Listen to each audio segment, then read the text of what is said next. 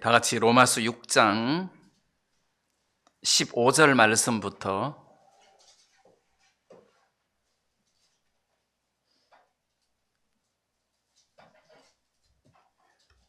읽겠습니다.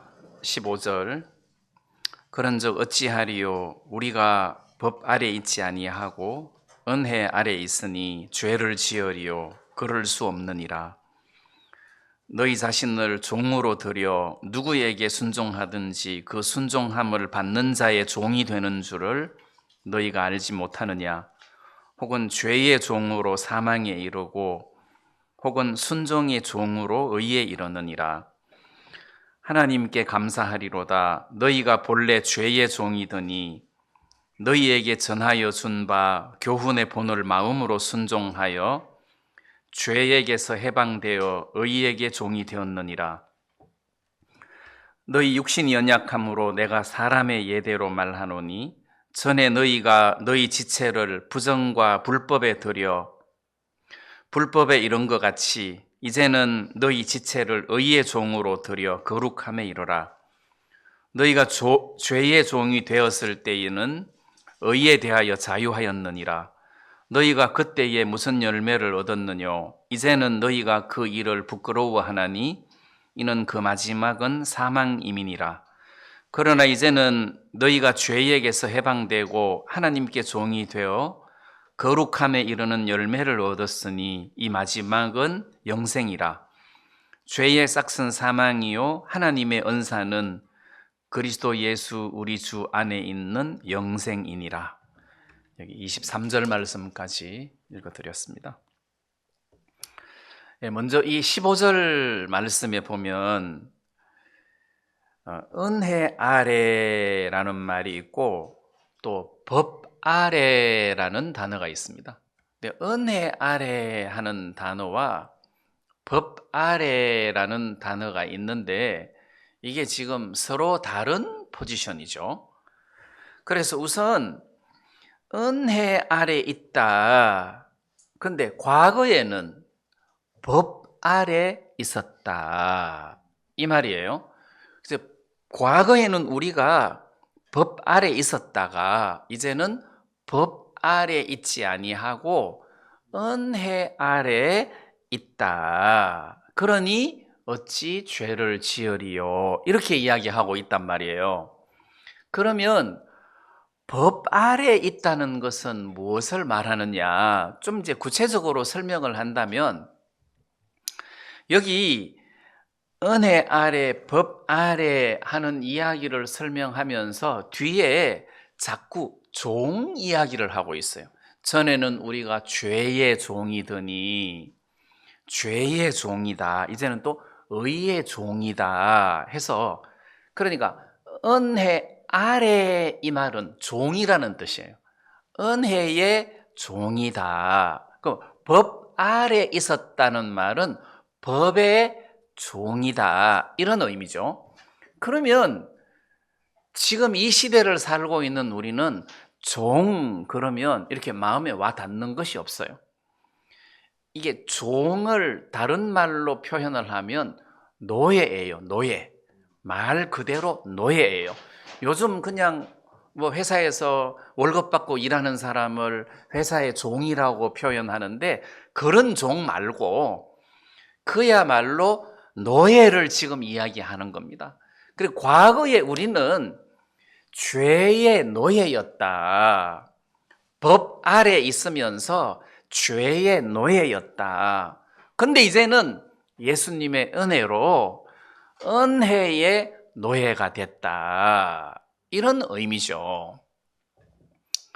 자, 노예 그러면 그 흑인들이 남북전쟁 전에 흑인들이 백인들 수하에서 뭐 목화밭에서 목화를 딴다든지 뭐 이런 그 노예 생활을 할 때에 그 사람들은 자유가 없었어요. 그래서 그때 노예들의 어떤 삶을 잘 모르지만 그 노예들 중에서 구원받은 사람들이 불렀던 찬송가를 흑인 연가라고 하는데 그 흑인 연가 가사에 보면 그들이 얼마나 어렵게 노예 생활을 했는지를 알 수 있단 말이에요. 그 가사 중에 한 소절을 말씀드린다면, 비록 얼매였으나 나는 이제 돌아가리, 자유 주시는 내 주님께. 비록 얼매였으나, 이 말은 노예들이 도망갈까 봐 쇠사슬로 다리를 묶었어요. 꽁꽁 묶은 것이 아니라 한 폭 정도만 걸어갈 수 있도록 느슨하게 해서 쇠사슬로 노예들의 다리를 묶었어요. 그래서 걸어 다니면 쇠사슬이 땅에 부딪히는 소리가 당연히 나겠죠. 자, 그러니까 그 사람들은 하기 싫어도 해야 되고, 힘들어도 해야 되고, 아파도 해야 되고, 죽을 때까지 기계처럼 그 백인들 수하에서 그 종으로, 노예로 활동을 했단 말이에요. 자, 그러면 그 사람들이 노예로서 그렇게 생활을 했을 때 그 사람들 이야기가 아니고 우리가 과거에 그랬다는 거예요. 우리가 과거에 그렇게 살았다. 뭐 우리는 그렇게 산 적 없는데, 나는 내 멋대로 살았는데, 이렇게 우리는 생각하고 말할지 모르지만 성경은 그렇게 이야기하지 않는단 말이에요. 에베소서 2장 1절에 보면 너희의 허물과 죄로 죽었던 너희를 살리셨도다. 우리 죽은 적 없는데 다 이렇게 생각하잖아요. 근데 하나님은 너희들은 그때 영혼이 죄와 허물로 죽어 있었어. 그리고 이 세상 풍속을 쫓고 공중의 권세 잡은 자를 따랐으니, 그러니까 세상 풍속을 쫓고 공중의 권세 잡은 자를 따랐기 때문에 이 따랐다는 말의 의미 속에는 종이라는 개념이 들어있단 말이에요. 공중의 권세 잡은 자가 끄는 대로 끌려갔다는 겁니다. 끄는 대로 끌려갔다. 죄가 끄는 대로 끌려갔다. 보통 일반적으로 사람들은 내가 죄를 지었다 이렇게 표현을 하고 생각을 하는데, 그게 아니고 죄가 사람을 끌어갔다는 거죠. 죄를 짓도록 끌어갔다. 그래서 죄의 노예라는 거예요. 과거에 인신매매범이 성할 때가 있었어요. 그러면 연약한 여자들을 훔쳐가지고, 말 그대로 납치를 해가지고 어디 사창가에다가 팔았다고 해봐요. 그러면 그 여자는 거기에 종이 되는 거예요. 그러면 그 사람들은 접대부를 하기 싫어도 해야 되는 거예요. 종이기 때문에, 노예이기 때문에. 그래서 우리가 과거에는 그렇게 죄에게 종이 되어서 살았었다. 이게 이제 너무 우리 현실하고 거리가 머니까 오늘 현재 우리 형제 자매님들이 하나님을 섬기는 과정에서 하나님을 섬기는 이 일이 그 노예처럼 종에게 매여서 하나님을 섬긴다면 그거는 제대로 하나님을 잘 섬기는 것이 아니다.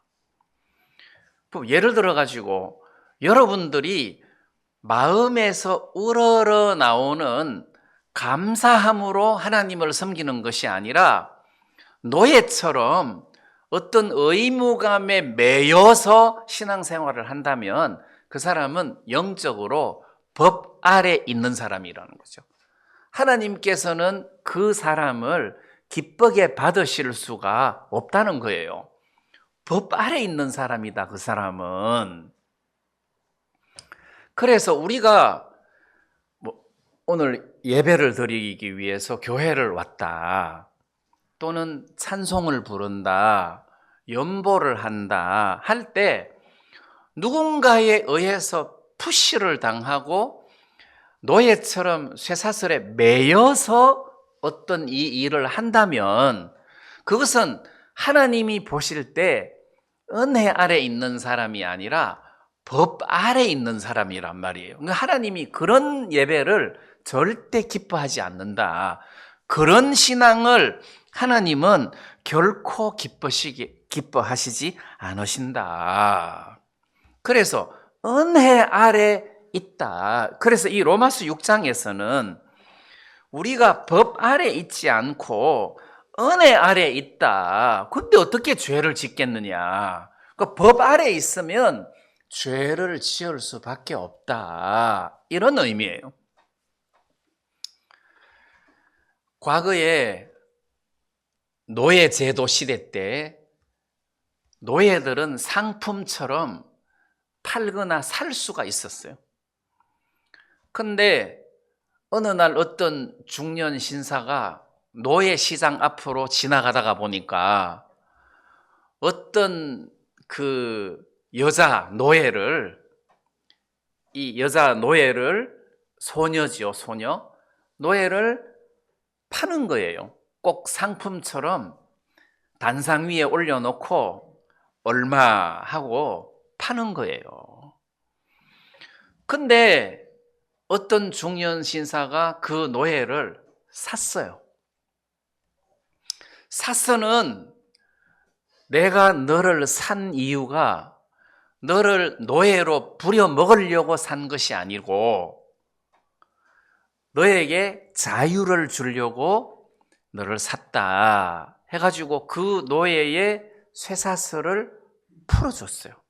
풀어주고 그 다음에 노예 정서에다가 너는 자유다라는 메시지를 적어가지고 문서까지 합법화해가지고 그 소녀에게 줬어요.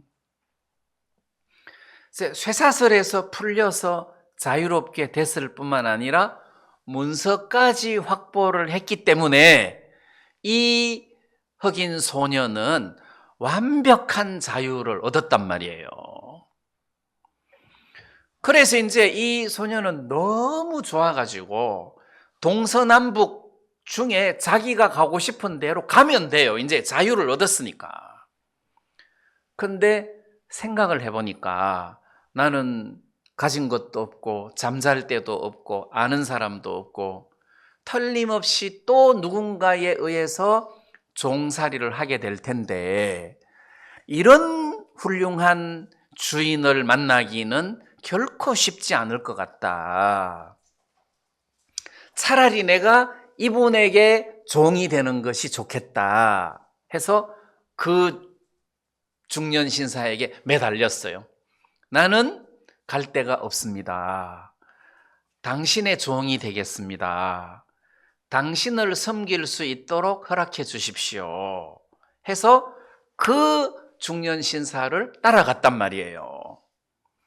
그러면 똑같은 소녀고 똑같은 노예인데 과거는 법에 매여서 종으로서 그 주인을 섬긴 거고 지금은 이 중년 신사를 섬기는 것은 자기가 좋아서 섬기는 거예요. 좋아서. 자유가 왔지만은 이런 훌륭한 주인을 만난다는 것은 이 주인을 섬긴다는 것은 나에게 큰 행운이다. 자, 그때부터 아침에 일어나서 마당을 썰거나 빨래를 하거나 부엌 일을 하거나 설거지를 하거나 이런 일을 할 때 중년 신사는 야, 쉬어가면서 일해. 아닙니다, 주인님. 제가 과거에 비하면 이거는 일도 아니에요. 네, 제가 지금 쉬어가면서 지금 일을 하고 있습니다. 이거는 기본입니다. 이렇게 된다는 거죠. 자, 신앙생활이라는 것은 바로 이렇게 우리들에게 자유를 주셨는데 그 자유를 주신 주님이 너무 고맙기 때문에 내가 감사한 마음으로 주님을 섬기는 것이다. 감사한 마음으로 주님을 섬기는 것이기 때문에 이게 은혜 아래 매여 있는 사람이라 어떻게 죄를 짓겠느냐, 그런 의미라는 거죠. 자, 그래서 여기서 우리가 법 아래 있는 신앙생활하고 은혜 아래 있는 신앙생활하고 좀 비교를 해볼 필요가 있어요. 똑같이 구원받은 사람인데도 법 아래에서 신앙생활하는 사람은 피곤하다는 거죠. 하기 싫어도 해야 돼. 왜냐하면 교회 시스템에 물려가지고 컨베어 벨트가 돌아가듯이 완전 자동화 시스템으로 하기 싫어도 해야 되는, 이거는 법 아래 신앙생활하는 모형이에요. 근데 이제 우리 구원받은 사람들은 법 아래 매여서 신앙생활하는 것이 아니라 은혜 아래서 신앙생활을 한다는 거예요. 그래서 이 은혜라는 말은 다른 표현으로 말하자면 공짜라는 거죠. 공짜. 뭐 예를 들어 가지고 어떤 젊은 청년 형제가 고등학교밖에 졸업을 못했어. 그래서 취직을 제대로 못하고 맨날 빌빌 놀고 있으니까 교회 어른들이, 야, 너 취직도 안 하고 그렇게 빌빌 놀고 있냐, 저 취직할 데가 없어요. 야, 그 현대자동차 모집 광고 떴더라, 가봐. 그 대졸 이상이라야 돼요. 야, 그래도 가봐. 근데 갔어요. 원서를 내고 면접을 보는데 면접관이 고졸이네, 이렇게 됐어요. 고졸이네 하더니 성적 증명서를 보니까 완전 양가뿐인 거라. 그러니까 아이고, 성적도 진짜 형편없구만. 근데 그 면접관이, 우리 회사가 자네를 안 받아주면 자네는 평생 취직을 못하겠다. 내가 합격시켜 줄 테니까 열심히 일할래. 그러니까 이 청년이 어떻게 했겠어요? 진짜 군인처럼 고함 지르면서 대답을 했을 거 아니에요. 그래서 합격을 하고 입사를 했어요. 그러면 노조에 가입해서 데모하겠습니까? 안 하죠. 안 하죠. 그런 사람들은 진짜 회사의 은혜를 입었기 때문에 그 고마운 마음에 의해서 열심히 일을 할 거란 말이에요. 이게 은혜 아래 있는 사람의 마음이고, 이 사람이 그 회사로부터 은혜를 입었다는 뜻이에요. 그럼 우리가 이제 은혜 아래서 신앙생활을 한다는 말은 주님이 여러분들에게 말로 표현할 수 없는 큰 은혜를 여러분들에게 줬다는 거예요. 고졸이고 성적도 나쁜데 그 대기업에 입사할 수 있도록 이렇게 뭔가를 베풀어 준 것을 은혜라고 한다. 그래서 나는 구원받을 때도 은혜로 구원을 받았다. 내가 목사가 될 때도 은혜로 목사가 되었다. 뭐가 잘나서가 아니라 은혜로 하나님 앞에 이런 은사를 받았다. 지금까지 살아온 모든 것들이 내 실력이 아니고 은혜다. 자, 이런 것들을 생각하다가 보니까 마음에서 감사한 마음이 막 생길 거 아니에요. 그 마음에 의해서 내가 하나님을 섬기는 것이, 이게 하나님이 기뻐하시는 신앙생활이라는 거예요. 그래서 우리가 과거에는 법 아래 있었다. 근데 지금은 은혜 아래 있다. 예를 들어서 누가 연보를 하거나 11조를 하고 싶겠어요? 누가 연보를 하고 싶겠습니까? 그 11조만 해도 진짜 삶 속에서 이런저런 아쉬운 부분들을 충분히 메꿀 수가 있는데, 그러면 11조 하면 복 받는다, 연보하면 복 받는다. 근데 저는 그 개념이 아니고 내가 하나님으로부터 받은 은혜가 너무 큰데 이거를 어떻게 좀 표현을 하고 싶다. 내가 하나님 앞에 받은 은혜가 너무 크기 때문에 이거를 좀 표현을 하고 싶다 해서 예배로 표현을 할 수도 있고 찬송으로 표현을 할 수도 있고 연보로 표현을 할 수도 있는 건데 이게 내가 하나님으로부터 받은 은혜의 표현의 한 부분이 연보지 뭐 연보 열심히 한다고 뭐 복 받는다 뭐 그렇게 해석한다는 것은 좀 이 시대에 안 맞는 이야기 같습니다. 왜냐하면 우리가 연보 안 해도 하나님 은혜로 복을 받을 수 있는 그런 많은 그 혜택을 우리가 받았는데 자 그래서 우리가 하나님 앞에 받은 은혜가 크다. 은혜가 클 뿐만 아니라 앞으로도 그런 은혜를 입으면서 살게 되어 있다 이 말입니다. 여러분들이 열심히 교회에 나오고 뭐 전도도 잘하고 봉사도 잘하고 기도도 잘하고 그렇게 해서 하나님께서 여러분들에게 복을 주셨다면 그건 은혜가 아니죠. 그건 은혜가 아니고 대가란 말이에요. 근데 나는 뭐 제대로 예배도 안 드리고 나는 제대로 하나님을 섬긴 적도 없고 나 제대로 뭘 한 적도 없는데 하나님이 왜 나에게 이렇게 일이 잘 되게 하시고 이런 문제들을 풀어주시고 이렇게 해주시냐. 이건 정말 하나님의 은혜다. 이렇게 표현을 한단 말이에요. 그게 은혜라는 거예요. 그래서 우리는 하나님을 잘 섬길 수 있는 사람이 아닌데, 그러니까 복 받을 수 있는 자격이 없는 사람인데 하나님이 우리들에게 복을 주시더라 해서 자격이 아니라는 거죠.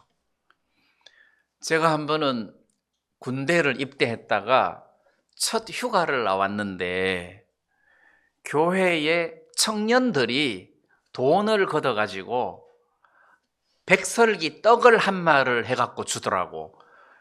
귀대할 때 들어가서 전우들하고 나누어 먹으라고. 백설기가 하얗잖아요. 그래서 나 안 가져간다고 그랬어요. 그리고 왜 안 가져가냐? 그놈들은 이런 떡 먹을 자격이 없다는 거지. 왜냐하면 남자들끼리만 모아놓으니까 막 음담패설에다가 온갖 지저분한 행동들을 다 하니까 그놈들은 이런 거룩한 떡을 먹을 자격이 없어서 나는 진짜 안 가져간다. 그랬더니 옆에 목사님이 지나가면서 너는 떡 먹을 자격이 있나 하더라고. 너는 떡 먹을 자격이 있나? 여러분, 자격을 논하면 우리는 아무도 자격이 없어요. 나는 과연 그 거룩한 떡을, 거룩한 떡이라는 게 진설병을 말하는 것이 아니라 막 청년들이 알뜰하게 모은 돈으로 정성껏 해준 그런 표현인데 너무 떡이 너무 하얗고 해서 이거는 자격으로 먹는 것이 아니라 은혜로 먹는 거다. 여러분 마찬가지로 우리도 자격이 돼서 복을 받는 것이 아니고 은혜로 복을 받는다는 거죠. 여러분들이 구원받을 자격이 되어서 구원을 받은 거 아니잖아요. 은혜로 구원을 받은 거고 마찬가지로 삶 속에서도 이런 복을 받을 자격이 있어서 복을 받는 것이 아니라 은혜로 복을 받았다는 거죠. 그래서 우리는 은혜 아래 있다. 지금 여러분들이나 내가 살고 있는 이 시대는 은혜의 시대로서 은혜 아래 있는 사람이다. 우리가 은혜 아래 있는 사람이다. 이거를 여러분들이 기억을 하셔야 돼요. 우리는 법 아래 있는 사람이 아니고 은혜 아래 있는 사람이다. 자, 그럼 법 아래 있는 사람은 노라고 할 수 있겠습니까? 이것 좀 해라 그러면 싫어요. 이렇게 할 수 있습니까? 못하죠. 죽으려고. 법 아래에 있는 사람은 no라는 단어를 쓸 수가 없어요. 근데 은혜 아래 있는 사람은 저는 힘듭니다. 못합니다. 오늘은 쉬고 싶습니다. 이럴 자유가 있다는 거죠. 은혜 아래 있는 사람은 자유가 있는 겁니다. 종의 반대가 자유잖아요. 우리에게는 오늘 교회 안 올 자유가 있습니다. 하나님 앞에 찬송을 안 해도 될 자유가 있습니다. 연보를 안 해도 될 자유가 있습니다. 우리에게는 이런 자유가 있다는 거예요. 은혜 아래 있다는 거죠. 자, 좀 뒷부분을 보면 19절 말씀을 좀 띄어서 한번 보겠습니다. 너희 육신이 연약함으로 내가 사람의 예대로 말하노니 전에 너희가 너희 지체를 부정과 불법에 들여 불법에 이른 것 같이 이제는 너희 지체를 의에게 종으로 들여 거룩함에 이르라. 여기 이제 들여 하는 단어가 있습니다. 그래서 이제는 과거에는 우리가 법 아래 있을 때 우리 몸을 그 법에게 줬다, 드렸다. 그리고 법이 나를 꽉 쥐고 좌지우지할 수 있도록 내가 법에게 드렸다. 이제는 은혜에게다가 내 지체를 드려라, 드려라 해서 여기서 드려라는 표현을 쓰고 있습니다. 드려라. 드려라. 예를 들어서 돈을 드려라. 드려라. 또는 뭐 이건 물건을 선물을 드려라 할 때 이런 표현을 쓰죠. 드려라. 근데 지체를 드려라. 아이고 아까운데 어떻게 드리냐. 이제 이런 의미가 아니에요. 제가 전에도 말씀드렸지만 결혼을 이제 막 해가지고 광주에서 교회를 개척해가지고 목회를 할 때인데 나이가 젊으니까 동원 예비군 훈련 통지서가 나왔어요. 이게 4박 5일인가 하는데 동원 훈련 받으려고 31사단으로 들어갔어요. 이제 군대밥을 먹어야 되잖아요. 근데 군대밥은 하여튼 뭐든지 열심히 해도 맛이 없어. 반찬이고 밥이고 맛이 없어. 근데 그 일식 삼찬에 고추장만 하나 있어도 비벼 먹으면 밥이 잘 넘어가요. 그러니까 사람들이 뭐 그 동원 훈련 받으러 갈 때 집에서 뭐 멸치조림, 고추장, 깻잎 뭐 이런 걸 가져가서 친구들하고 먹는데 나는 광주가 객진데다가 그때는 맨날 라면만 끓여 먹던 시절이라 돈이 없는데 무슨 뭐 고추장이나 뭐 멸치볶음을 가져갈 형편도 안 될 뿐더러 또 내가 복음 전도자인데 하나님이 주시는 대로 먹으면 되는 것이 뭘 반찬을 만들어 간다는 것이 제 이 개념에서 용납할 수가 없어갖고 그냥 갔어요. 첫날 저녁을 먹는데 국도 건더기도 한 개도 없고 진짜 반찬이 엉망이라. 그래도 이제 감사한 마음으로 이렇게 딱 먹으려고 하는데 누가 떡 오더니 아이고 목사님 이게 고추장이라도 있어야 넘어가지 그냥 안 넘어갑니다. 그러면서 고추장을 하나 건네주더라고. 그래서 알고 보니까 우리 교회에 나오는 자매님의 남편이라 한번 슈퍼에서 소개받고 만난 적이 있는데 아이고 목사님도 훈련 받으러 오셨습니까? 고생하시겠습니다. 그러고 이제 고추장을 줬어요. 아이고 고맙습니다. 같이 먹읍시다. 그러니까 자기들은 친구들하고 한 상 벌려놓고 같이 먹고 있는데요. 거기 가서 먹는다 하더라고. 근데 고추장하고 비벼 먹으니까 밥이 넘어가죠. 근데 이제 그날 저녁 그렇게 먹었죠. 그 다음날 아침에는 골뱅이 통조림 가지고 오고 점심 때는 깻잎 통조림 갖고 오고 그 다음에는 또 뭐 갖고 오고 매 끼니 때마다 뭘 하나씩 갖고 왔어요. 그러니까 고추장을 그날 저녁에 다 못 먹잖아요. 그 다음날 아침까지 점심까지 먹는데 저도 혼자 먹으면서 한 상 펴놓고 먹는 거예요. 근데 마지막 날 이제 연병장에서 무슨 영화 상영을 한다고 다 모여 있는데 저는 담벼락 밑에 기대가지고 이제 한숨 자려고 자리 잡고 있는데 이렇게 호주머니를 뒤져보니까 껌이 한 개가 있는 거야. 아, 심심한데 잘 됐다 해서 그 껌을 먹으려고 손에 딱 잡았는데 그 아저씨가 지나가는 거라. 근데 내 마음에서 이거를 주고 싶은 마음이 막 일어나는 거예요. 그게 무슨 말인지 이해가 되죠?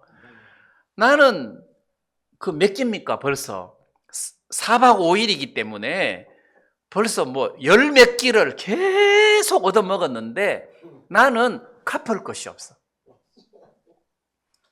근데 껌이 하나 있었는데 이거를 주고 싶은데 너무 손이 부끄러운 거라, 주는 내가 부끄러운 거라, 한 통도 아니고 한 개를, 그것도 한 개밖에 없는데 이거를 내가 주고 싶은데 혹시 안 받으면 어떡하나 하는 마음으로 내가 그 껌을 줬어요. 아이고 아저씨 껌 하나 씹으세요 하고 줬어요. 근데 막 고맙습니다 하고 받아가는데 내가 고맙더라고. 이거를 받아가나. 이게 연보라는 거예요. 이게 봉사라는 거예요. 내가 하나님께 드리는 것이 내가 하나님으로부터 받은 것은 너무 큰데 이 보잘것없는 몸을 주님께 드리면 주님이 이 몸을 과연 받으시겠나? 안 받으실지도 몰라. 그런데 드렸는데 주님이 그것을 받으시더라. 그러면 드린 내가 손이 부끄러웠는데 받아준 것이 감사하다는 거예요. 그러면 오늘 이 시대의 형제 자매들이 뭐가 문제입니까? 내가 주님으로부터 받은 은혜가 얼마나 큰지 그 가치를 모른다는 뜻이에요. 내가 받은 구원의 크기가 얼마나 큰지를 모르고 있다. 그 가치가 뭐 1000억이면 우리는 100만 원 정도로 생각하고 있다. 그런 의미라는 거죠. 그래서 우리가 하나님 앞에 여기서 너희 지체를 종으로 하나님께 드려라 할 때, 그래 나 드리고 싶은데 이 천한 몸을 하나님이 안 받을까 봐 겁이 나서 내가 못 드리겠다. 그러면 몰라도 이 아까운 것을 어떻게 드려? 예를 들어서 껌 하나를 쥐고 이 아까운 것을 저 아저씨한테 내가 왜 줘? 이걸 지금 내가 씹어도 시원찮을 판인데. 자, 그 생각과 그 마음은 그동안 4박 5일 동안 계속해서 받아 먹었던 은혜의 크기가 마음에 안 남아 있어서 그렇다는 거죠. 그 고마움의 가치를 몰라서 그렇다는 거예요. 그러면 앞으로 뭘 더 얻어야 되는 것이 아니라 이미 받은 은혜가 나에게 충분히 있는데, 그래서 너희 지체를 의에게 종으로 드려라 할 때 그건 명령이 아니에요. 껌을 드려라가 아닙니다. 껌을 드려라가 아니라 껌을 드리고 싶다 하는 그 기쁜 마음이에요. 그 기쁜 마음이 있는데 드려라 하는 의미란 말이에요. 이게 은혜라는 거예요. 다시 말하면 그러니까 드리고 싶은 마음과 함께 그 지체를 하나님께 드리는 겁니다. 이게 은혜의 시대 또는 은혜 아래 있는 사람의 마음가짐이라는 거죠. 그러면 많은 사람들이 은혜 아래서 신앙생활하는 것이 아니라 법 아래서 신앙생활을 하고 있다는 거예요. 무슨 뭐 율법을 지켜서 구원받으려고 하는 그런 의미는 아니지만 신앙생활을 법 아래 매여서 신앙생활을 하는 경우가 있다는 거지. 이 큰 감사한 마음이 내게 없다는 거예요. 그러면서 하나님께 예배를 드리려고 하니까 법이 되는 거예요. 껌을 주기 싫은데 껌을 줘야 돼, 줘야 돼. 그러면 그 법이 되잖아요. 힘드는 거죠. 아까운 거죠. 그래서 하나님께서 우리들에게 뭘 이렇게 드리고 싶은 마음을 불러일으켜 주신다. 먼저 구원과 삶의 모든 과거를 통틀어서 저울질해 볼 때 나는 하나님으로부터 큰 은혜를 입었다. 나는 말할 수 없는 은혜를 입었기 때문에 나는 하나님께 이렇게 드리고 싶다. 내 지체를 하나님께 의의 종으로 드리고 싶다. 그래서 그분이 기뻐하시는 열매를 맺고 싶다. 이렇게 되는 거죠. 그래서 우리가 과거에는 법 아래 있었다가 이제는 은혜 아래 있게 되어서 그 은혜에게 나를 드렸는데 우리가 어떻게 죄를 지을 수 있겠느냐 해서 은혜 아래 있으니 어찌 죄를 지으리요. 자, 로마서 6장 15절 말씀이 전에 제가 로마서 3장 말씀을 이야기할 때 왜 어떤 이들은 이렇게 비방하여 우리가 이런 말을 한다고 하니 저희가 정죄받는 것이 마땅하도다 하고 바울을 비난하는 사람들이 있었습니다. 어떻게 비난했느냐 하면 그래 뭐 은혜 하는데 그러면 선을 이루기 위하여 악을 행하자. 뭐 그렇게 할 수도 있겠네 하는 말에 여기서 해답을 6장 15절에서 더 자세하게 설명을 하고 있다는 거예요. 자, 무슨 이야기입니까? 껌 안 줘도 돼. 가만히 있어도 은혜로 계속 뭐 고추장 갖다 주고 멸치볶음 갖다 주고 뭐 골뱅이 통조림 갖다 주고 계속 갖다 줄 거야. 껌을 왜 줘? 껌 안 줘도 앞으로 계속 줄 거야. 그런 표현이랑 똑같다는 거예요. 그런데 껌을 내가 아까워서 안 주려고 하는 것이 아니라 너무 고마우니까 주고 싶은 마음이 막 일어나는 거예요.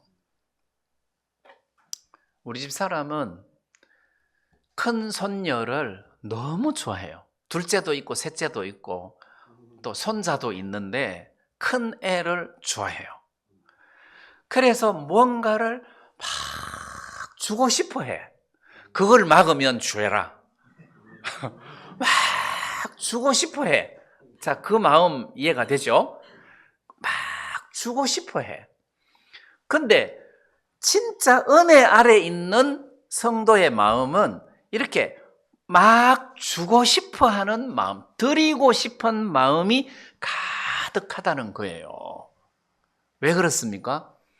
주님이 먼저 우리를 섬겼기 때문에 주님이 우리를 죽음으로 보혈로 우리를 먼저 섬겼기 때문에 그 사랑을 제대로 아는 사람은 이제는 자기가 주님을 섬기는 거예요. 그게 자연스럽게 드리는 겁니다. 신앙의 변화라는 것은 내가 변하려고 애를 쓰는 것이 아니라 주님으로부터 받은 은혜가 크기 때문에 그 마음에 감동해서 내가 하나님을 섬기고 예배를 드리고 찬송을 부르는 것이다. 그래서 이게 신앙생활이기 때문에 신앙생활을 하는 것은 마음에서 우러러 나와서 하는 것이기 때문에 쉬운 거란 말이에요. 그래서 나 요즘 피곤하다. 그럼 법 아래 있다는 겁니다. 내가 왜 법 아래 있지? 내가 앞서니까 법 아래 있는 거 아니에요. 주님이 앞서면 은혜 아래 있게 되는데 내가 앞서니까 법 아래 있는 것이 되는 거다. 그래서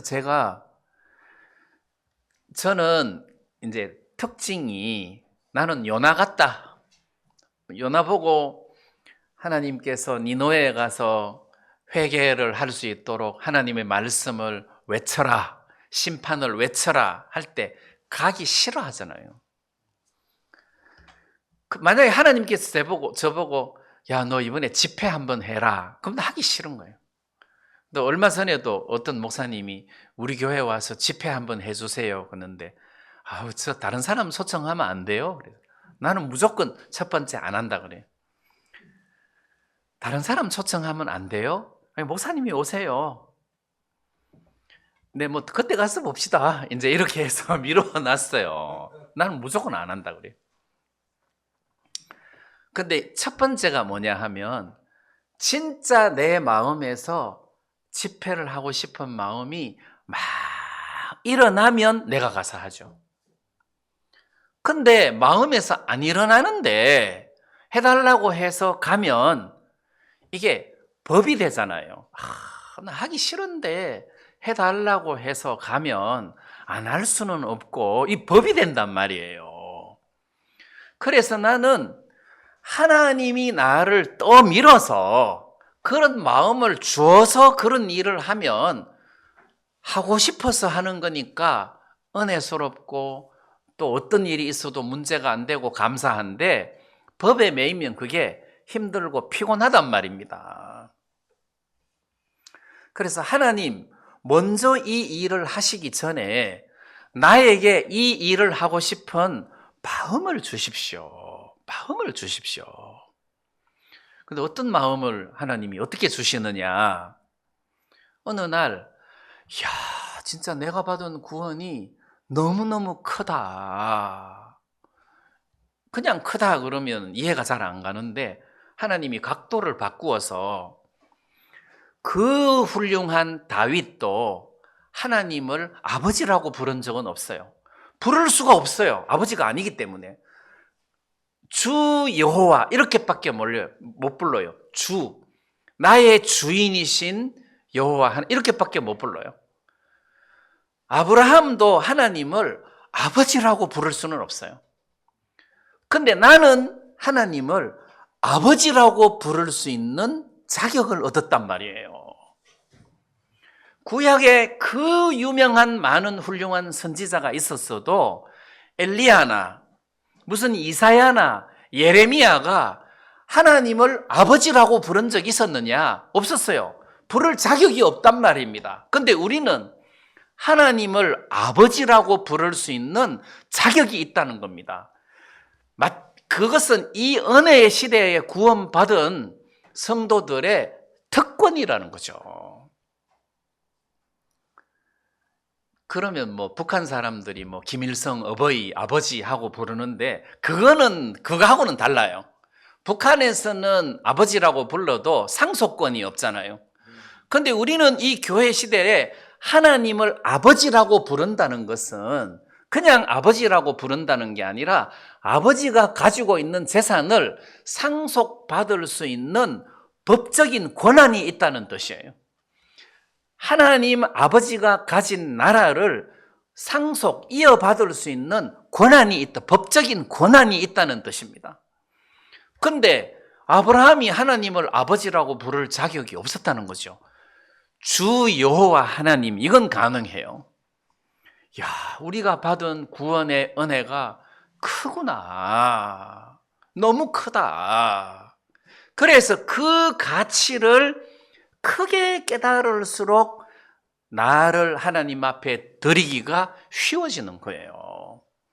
그래서 하나님 앞에 드리기가 인색하다는 것은 인색해서가 아니라 하나님으로부터 받은 은혜의 크기가 그만큼 작다는 뜻입니다. 적게 받아서 그런 것이 아니라 깨달음이 적은 거죠. 그래서 이 로마서 말씀에 우리가 은혜 아래 있는데 어떻게 더 죄를 지을 수가 있겠느냐? 어떻게 은혜 아래 있는데 우리 지체를 의에게 드리지 않을 수가 있겠느냐.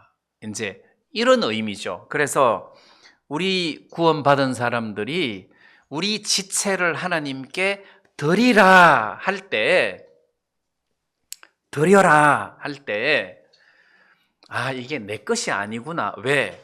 하나님께 드렸기 때문에 이게 더 이상 내 것이 아니다. 드렸기 때문에. 자, 이런 개념으로 왜 어떤 선교사님은 하나님 앞에 자기를 드렸기 때문에 어디 선교 여행을 이렇게 하는 중에 기차 안에서 카드 놀이를 하는데 맞은편 사람들이 당신도 같이 하자 그러니까 저는 손이 없습니다 이랬대잖아요. 아니 그 손 의수입니까? 이 손요, 이 손 내 손 아닙니다. 그냥 이해를 못하는 말을 하니까 아니 내 손이 아니다니 해서 구원받은 간증을 하고 그때부터 나는 더 이상 내 몸이 아니고 주님의 것이 되었기 때문에 주님의 손이라 주인 허락 없이 이걸 함부로 쓸 수가 없습니다. 뭐 이렇게 이야기를 했대잖아요. 자, 그래서 나를 주님에게 드렸다. 이게 신앙생활이다. 근데 드리려고 하니까 아깝잖아요. 근데 받은 은혜가 큰 사람은 내가 드릴 때 주님이 안 받을까 봐 그게 겁난다는 거죠. 너무 크니까. 자, 그래서 바울이 하나님 손에 잡혀서 평생을 복음 앞에 산 것이 아니겠느냐는 거예요. 법에 매여서 그렇게 살라고 하면 어떻게 살 수 있겠어요? 은혜 아래 매여서 그렇게 복음을 섬기면서 산 것이다 는 말씀을 좀 드리고 싶고, 그 다음에 이제 21절 말씀에 보면 너희가 그때에 무슨 열매를 얻었느냐? 법 아래 있을 때, 구원받기 전에 그때 너희가 무슨 열매를 얻었느냐 할 때 남는 게 한 개도 없는 거예요. 예를 들어서 저는 다른 사람 군대 가는 거 다 싫어하고 낭비라고 시간 낭비라고 생각하고 뭐 군대 안 가려고 막 손가락 자르는 사람도 있고 막 이렇게 하는데, 저는 군대 생활한 것이 굉장히 보람스러웠다. 왜? 거기 가서 복음 전해가지고 구원받은 사람이 있었으니까. 그 중에는 지금도 복음 전하는 복음 전도자가 있다. 한 영혼이 천하보다 귀하다는데 나는 인도에서 좀 고생하는 선교 삶을 살았어도 나는 굉장히 보람된 삶이었다고 생각한다. 언어가 다른 민족들이 나를 통해서 구원받는 역사가 일어났으니까 나는 정말 보람된 삶을 살았다고 생각한다. 갓 결혼해가지고 돈 절약해서 신혼여행 가서도 짜장면 사 먹고 그렇게 돈을 절약해가지고 교회를 개척해서 어렵게 살았는데 무슨 열매를 얻었느냐? 그때 사람들이 많이 구원을 받았다. 그래서 나는 절대 후회하지 않는다. 한 번은 뉴욕에 집회를 갔다가 자동차로 국경을 넘어서 캐나다 토론토에 가서 집회를 하게 됐는데, 그 국경을 넘어가는 국경에 나이아가라 폭포가 있잖아요. 그래서 그 나이아가라 폭포를 구경을 하고 사진 찍고 이제 토론토로 넘어갔는데, 그때 내가 이 관광만 위해서 여기 온다면 미쳤다. 관광만 위해서 비행기 타고 이까지 온다는 것은 너무 허무하다. 저는 가는 길에 그걸 봐서 그렇지, 물론 웅장하고 하지만 관광만을 위해서 이렇게 산다는 것은 너무 허무하다, 그런 생각이 들었어요. 진짜 그렇습니다. 우리가 세상에서 좋은 곳도 구경하고 좋은 음식도 먹고 뭐 좋은 옷도 입어보고 하지만 그게 무슨 열매가 되겠느냐? 그게 인생에서 남을 것이 안 된다는 거죠. 그럼 여러분들이 임종하면서 막 죽어가면서 그래도 내가 케냐에 가서 악어고기 먹은 것은 행운이야 이렇게 죽겠습니까? 그건 열매가 안 된다는 거죠. 죽으면서 그래 나를 통해서 저 사람이 구원받은 것은 진짜 내가 하나님의 큰 은혜를 입은 거 이게 가능하지만 내가 나야가라 폭포 보고 죽는다는 것은 참 행복이다. 그렇게는 안 한다는 거죠. 왜? 허무하다는 것이 아무것도 아니라는 거예요. 그래서 우리가 그때에 무슨 열매를 얻었느냐? 바울이 그 로마 형제 자매들에게 야 구원받기 전에 너희들이 그때에 무슨 열매를 얻었느냐? 종으로 있으면서 율법의 종으로 있으면서 열심히 했는데 남는 게 뭐냐? 죽음밖에 없었다는 거지. 율법 아래에 있으니까 죄의 싹은 사망이고 죽음밖에 없었다. 허무한 것밖에 없었다. 근데 은혜 아래서는 이 모든 것들이 다 남는 거란 말이에요. 남는 거다. 그래서 전에도 말씀드렸지만 한 번은 시골길을 가는데 수박을 산더미처럼 쌓아놨는데 수박 밑에가 찌그러져 가지고 이렇게 튜버가 이렇게 바람 빠지듯이 눌러 앉았어요. 밑에 수박이. 그래서 내가 아우 이 사람 빨리빨리 팔지 이렇게 쌓아놓고 있으니까 수박이 밑에가 내려앉았다. 이게 수박 못 먹는다. 이거 썩었다. 이 사람 왜 이렇게 하지? 빨리빨리 팔지. 그러니까 옆에 탄 사람이 그 동네 사람인데 목사님 이 수박은 팔려고 내놓은 게 아니라 씨를 받으려고 내놨다는 거지. 씨를 받으려고. 그럼 씨를 받으려면 그 수박이 푹 익어야 되잖아요. 그죠?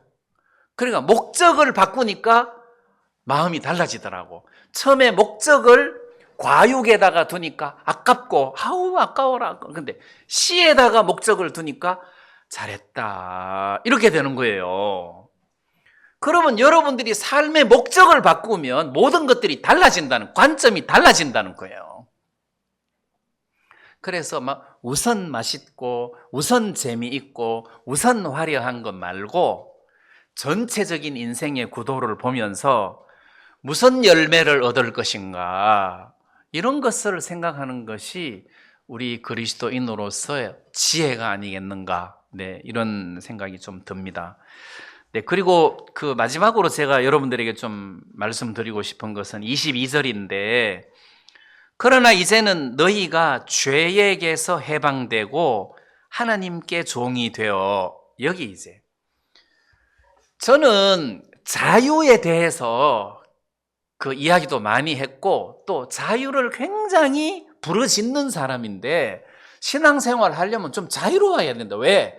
과거에는 너무 매여서 살다가 보니까 진리가 너희를 자유케 하리라 했는데 왜 이렇게 내가 진리 안에 있는데도 이렇게 얽매이는 게 많고 힘드냐 해서 막 자유를 너무너무 좋아했어. 너무 매여 살다가 보니까 자유를 좋아했어요. 그래서 주님께서 우리를 부른 것은 자유를 위하여 부르신 것이고 진리가 너희를 자유케 하리라 해서 우리를 자유롭게 했단 말이에요. 그런데 여기 보니까 하나님께서 우리에게 자유를 주셨는데 죄에게서 해방되고 자유가 되어서 하나님께 종이 되어, 이렇게 되어 있단 말이에요. 근데 우리는 무조건 종이라, 죄의 종이 되든지 하나님께 종이 되든지, 그걸 거꾸로 이야기하면 죄에 대하여 자유로우면 하나님께 종이 되고, 네, 하나님께 대하여 이게 자유로워지면, 하나님께 대하여 오히려 자유로워지면 죄에게 종이 된다. 그래서 우리 구원받은 사람들은 종으로 끝나요. 죄의 종이든 의의 종이든 둘 중에 하나예요. 그 죄의 종이 좋으냐 의의 종이 좋으냐? 의의 종이 좋죠. 아무래도 죄의 종이 뭐가 좋겠습니까? 그래서 자유라는 말은 상대적이에요. 나는 자유다. 나는 율법에서 자유다. 그러면 은혜의 종이라. 하나님께 종이고 주님에게 종이다. 이런 뜻이에요. 둘 중에 하나는 종이에요. 나는 내 마음대로 죄를 지을 거야. 나는 내 마음대로 죄를 지을 거야. 나는 자유야. 그러면 하나님께 대하여 이게 반대가 되는 거죠. 하나님께 대하여 반대가 되는 거다. 그래서 여러분, 우리가 죄에 대하여 자유로운 삶을 사는 삶을 과거에 살았어요. 근데 그때 무슨 열매를 얻었느냐? 아무 열매를 얻지 못했다. 결과가 죽음밖에 없었다. 근데 이제는 은혜 아래 있으면서 내 지체를 의에게 종으로 들여서 의의 종이 되었다. 그 결과 우리는 많은 열매를 얻었다. 그래서 죄의 종으로 사는 것이 아니라 의의 종으로 사는 것이 우리 구원받은 사람에게 그게 삶의 방식이고 삶의 길이다. 지금 바울이 이렇게 이야기하잖아요. 그래서 지금 이 로마서가 로마 교회가 구원받은 교회잖아요. 구원받은 교회, 구원받은 사람에게 지금 바울이 이야기하는 목적이 법에 매여서 살지 말아라. 은혜에 매여서 살아라. 하나님에게 매여서 살아라. 이런 의미잖아요. 그게 쉽고 거기에서 열매가 맺어지는 거예요. 거기에서 열매가 맺어지는 거다. 그러면서 7장에 넘어와서 이 남편 아래 살래, 저 남편 아래 살래 해서 남편 이야기가 나오는 이야기가 우리는 남자가 있어야 돼. 남자 없이는 못 살아. 그래서 율법이라는 남자한테 살래, 은혜라는 예수님 남편 아래서 살래, 나는 예수님 남편 아래서 살아야 되겠다 해서 이쪽으로 시집을 가고 이쪽으로 가야 된단 말이에요. 이게 의에게 자기를 드리는 거다 해서 아까운 것이 아니라 당연하다는 거죠. 내가 이쪽으로 드렸을 때 이 남편이 나를 완벽하게 케어해 준다는 거예요. 그리고 이 남편에 의해서 열매가 맺힌다는 거예요. 내가 맺는 것이 아니라 드림으로 맺히는 거란 말이에요. 그래서 은혜 아래 사는 삶이라야 되지, 법 아래, 행위 아래 사는 사람이면 신앙생활을 오래 할 수가 없다. 그리고 그 사람은 신앙이 자꾸 죽어간다. 자, 이걸 기억하시고 먼저 여러분들이 받은 은혜가 얼마나 큰지를 헤아려 보시고 하나님께 여러분들의 지체를 의에게 드리는 이런 은혜로운 삶을 살았으면 좋겠습니다. 네, 오늘 말씀 여기까지 드리겠습니다.